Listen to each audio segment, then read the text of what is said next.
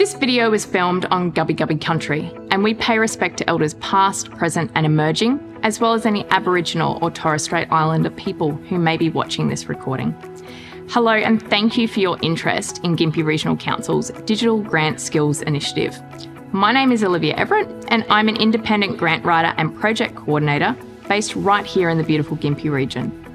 I've worked with many artists and arts organisations, sports and community clubs and not-for-profits to attract millions of dollars in grant funding. This video series intends to provide you with general advice, tips and tricks for approaching your next grant application and for successful applicants managing your grant-funded project well. There are 5 videos in this series covering project planning, grant writing, budgeting, marketing and grant management. You can re-watch these videos at any stage on Gympie Regional Council's website. If you have any questions or need support during the application process, Council is here to help you. If you're applying for a Gympie Regional Council grant, contact one of Council's local community development support officers or the RADF liaison officer for assistance on 1300 307 800 and remember to refer to Gympie Regional Council's website for the most up-to-date information.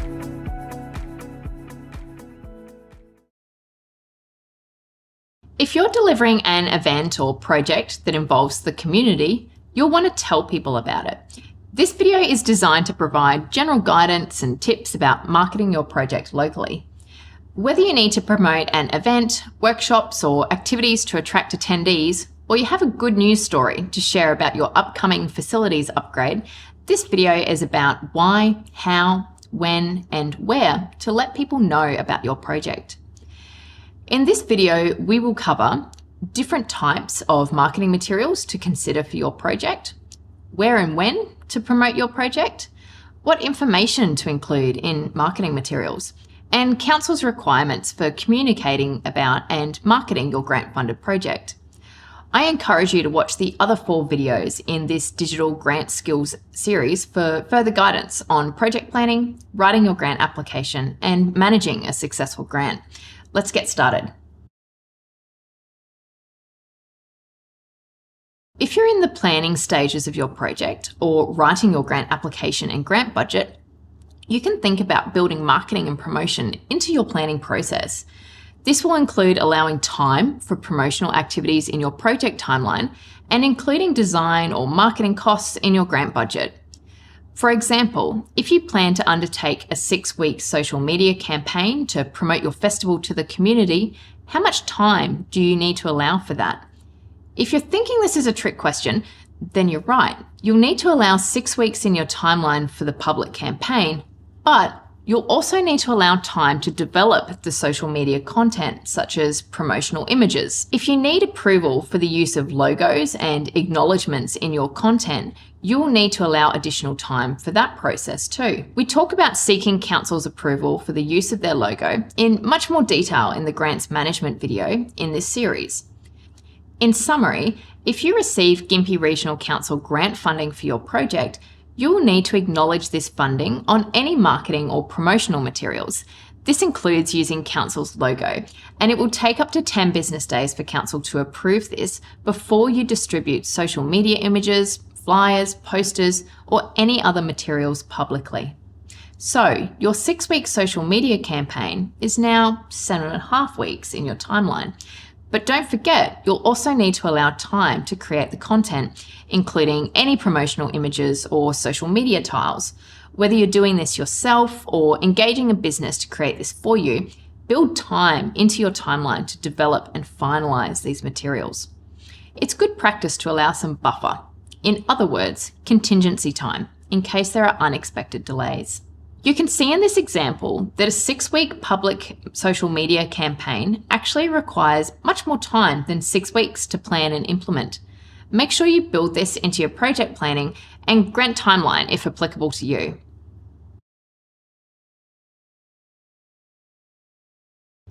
Now let's talk about marketing and promotion costs. Marketing costs are generally an eligible expense in a grant budget, but remember, no 2 grant applications are the same. So you should always check if marketing costs are an eligible grant expense in the grant guidelines. Marketing costs are eligible to include in your grant budget for Gympie Regional Council programs. You should think about how you're going to promote your project during the planning and grant writing stage. This will allow you to build any associated costs into your initial planning and your grant application budget. For applications to Council's grant programs, remember that any budget expenses listed that are over $1,000 will need to be accompanied by a quote. Regardless of this requirement, I would highly recommend gathering quotes for marketing and promotional costs so that you can demonstrate thorough project planning. This also helps you to manage the financial risk of unexpected or higher costs than you had planned for. Examples of marketing and promotional costs you may include in your grant budget are graphic design support and printing. This might be for event posters, workshop flyers, exhibition programs, or facility signage. There is an example of a workshop flyer on your screen. Note it features the Gympie Regional Council logo and required RADF acknowledgement text, as this project received funding from the Regional Arts Development Fund. You can also include photographer or videographer fees so that you can capture high quality video or photographic documentation of your event. This is something that I personally include very regularly in my grant applications. Budgeting for high resolution event or project images will assist you at the end of the project in 3 ways. Number 1, you'll have great images to upload in your outcomes report when acquitting a grant. It is mandatory to include a minimum of 3 images in your grant acquittal to Gympie Regional Council. Number 2, you'll have a pack of professional images to use for promotional purposes on your website or social media platforms. And number 3, you can use these images again and again in future grant applications or for artists in your portfolio of work, exhibition, and residency proposals. Other promotional costs you might consider are web design support or help with your social media. Also, don't forget that Gympie Regional Council offers a printing program for local not-for-profit organisations. Not-for-profits can access up to $200 a year in printing for no charge through Council's community development team. A single A4 page printed in colour is valued at $1, so this equates to 200 A4 pages. Make sure you utilise this great resource if you need to print flyers or posters to promote activities. Please note this printing program is not available to for-profit businesses or individuals.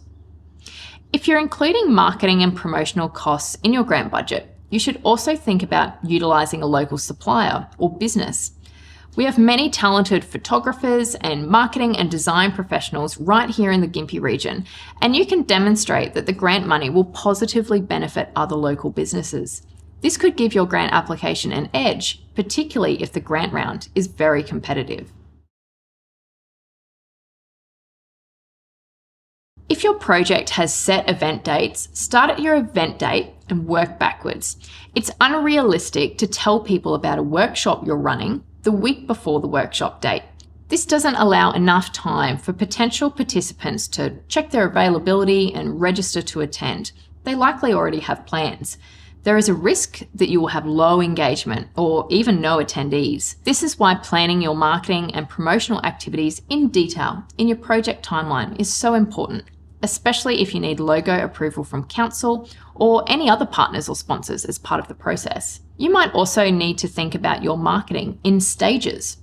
If you're engaging in community consultation for your project, for example, that's going to need marketing too. The Gympie Region Studio Trails project is a great example to illustrate multiple stages of marketing that may also apply to your project. You can see in this example that Council is calling for expressions of interest from artists, designers, and other creatives in the region to take part. This expression of interest process closes 6 to 7 months before the planned event dates in July.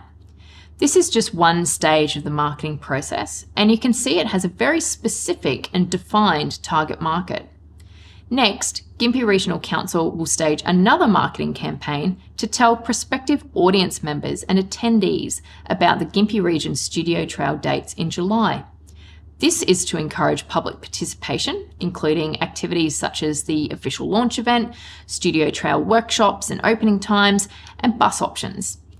In this example, multiple stages of marketing would need to be accounted for and planned as part of the project timeline and key milestones. Lastly, if you're producing a major event, don't forget to follow up afterwards. Consider writing a media release or social media post about how well your event went. Not only is your project worth celebrating, this helps with your acquittal and could really help you get support for your next event. What information do you need to share about your project or event? Just like in your project description, you will need to articulate the why, what, where, when, who, and how of your project. If you're marketing an event, the where and when is essential. Be clear about the venue, date, time, and duration if applicable. Make sure you make it easy to find more information. Do you have a website? A Facebook page? Include tags, links, or instructions how to find you online. Don't forget to also acknowledge the grant funding you've received. If you're delivering an event or series of activities, make sure you have a process in place to take bookings or registrations if this is applicable to you. This could be as simple as listing a phone number on your flyers, or you might need to set up a way of taking bookings online. There are different event registration platforms such as Eventbrite, Humanitix, and TryBooking that you can explore and find the right fit for you. The aim is to make it easy for people to engage. Okay, so you know what you need to say, but now what do you do with it? Let me tell you about one of the first marketing and promotional tasks I undertake when commencing or announcing a project that has community benefit. I generally start with a media release. Here's an example of the media release I distributed about my workshop program that received funding from Gympie Regional Council's RADIF program. You can pause this video at any time to take a closer look or a screenshot. Creating a media release is a great opportunity to build a packet of marketing information for your project. Writing one helps you clarify and organise the information you need to share, and it's a great way to share the why, what, where, when, who, and how of your project to your network. You're going to need this pack of information regardless of where and how you're marketing your project. A media release should be distributed to media contacts such as relevant online or print news agencies, local or regional radio contacts, and relevant organisations or stakeholders, sponsors, partners, and also anyone in your network who can champion and spread the word about your project. If you write a good media release, you might be surprised at where it turns up and how often it's published word for word. Make sure you send a copy to your funding body too. When sending a media release, make sure you include information about the relevant contact person if more information is required, and attach images that can be published. So where else can you promote and market your project? Let's start thinking strategically about our audience. Who are we trying to tell about our project? Or who is the target audience or market for our event? Crucially, think about where your audience finds your content. Are they likely to engage with social media? Do they listen to radio? Or is your target audience more likely to see a poster at the shops? Knowing your audience will tell you whether to focus on social media, print advertising, posters, and so on. If you have the budget, it's best to use multiple channels to increase your impact. This might be as simple as backing up your social media campaign with a poster. Whatever channel you use, it's important to use clear messaging and think about what people want and will realistically read. It's just as important to tailor your content to your chosen distribution channel. For example, if you're sharing information about your project or event on social media, it's unlikely someone will stop and read your full media release. You'll need to adapt this information into much shorter, punchier messages and lean more heavily on visuals, such as video or eye-catching images. Here's a quick example of 2 social media tiles I used for a different workshop project. You can see the graphics still capture the key event details such as what, where, when, and how to register, and the grant funding acknowledgement, but there is much less information than a media release. The nature of scrolling through social media means that you need to communicate your key messages very quickly. So let's cover some of the key places you might be able to communicate with your audience. Social media, leaning on your own social media networks, but also share information to local and relevant community pages or groups. Posters and flyers. Printed content is more expensive than social media, so think about the best places to put your posters for maximum exposure. For example, libraries, shopping centres, schools, and any other key community hubs and locations. And don't forget to send your posters to businesses and stakeholders who support you and your kind of event. Direct contact via a media release. Sharing your media release to media outlets is important for publicity, but you could also share information and media releases to an email network or database of contacts if your organisation keeps one. This way, you're already talking to your network of supporters or people interested in what you do. Other community channels. Look around for what's available. If you're in Gympie, don't forget to utilise Gympie Regional Council's e-newsletters. Community Development have a community info share, and Council will advertise events and activities from not-for-profit organisations within the region for a maximum of 4 weeks. Arts and Culture have a fortnightly e-news sharing arts and cultural events and opportunities. You can email your content, including an image, to Council for inclusion. The instructions on how to do this are available on Council's website. Gympie Regional Council also has a What's On event calendar on their website. You can see an example of some event listings on your screen. You can submit a new event for inclusion on this calendar at any time, but remember to allow time for this to be approved and made live on Council's website. Remember to keep track of where you're marketing your event, as well as copies of any social media graphics, posters or flyers, so that you can provide these with your grant acquittal. In this video, we've provided general guidance and tips and tricks for marketing your project or activities. It's best practice to think about how, where, and when you're going to do this well before your project starts. Try and build marketing and promotions into your project timeline and grant budget, if applicable to you. We also discussed what information you'll need to include in marketing materials and the different types of marketing and promotional activity, from media releases to posters to social media. Remember to allow plenty of time to tell your target audience about your activities and to keep a record of your marketing. If your grant application is successful, you will be required to tell Gympie Regional Council how you acknowledge the funding. Keeping screenshots of social media posts, files of posters, or flyers and photos of signage at your event or facility are a great way to capture this.